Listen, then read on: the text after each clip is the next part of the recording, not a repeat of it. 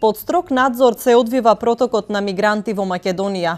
Мешани контроли со полицајци од 6 земји ги проверуваат потврдите и личните документи на мигрантите од кризните подрачја. Поради тоа и пропуштањето е забавено. Во текот на вчерашниот ден во земјата влегле околу 570 лица, од кои најголемиот број се од Сирија. From Syria. How long you travel? I traveled from Syria about 14 days. Came to Turkey, from Turkey to Greece, Mytilene Island.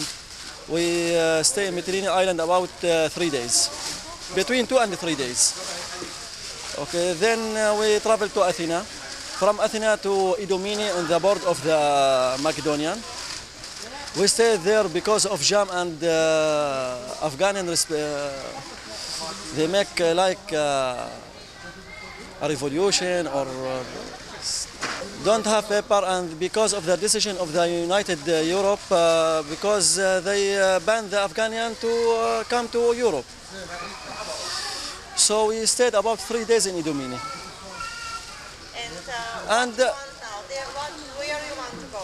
I wanted to go to Germany because in Germany we heard it's a good country for refugees. Намалениот влез во земјата се должи пред се на новите критериуми за задолжително поседување лични документи. Освен потврдите што ги издава Грција, потребни се и нивни оригинални пасоши или лична карта, во спротивно не е дозволен транзит низ Македонија кон Западна Европа.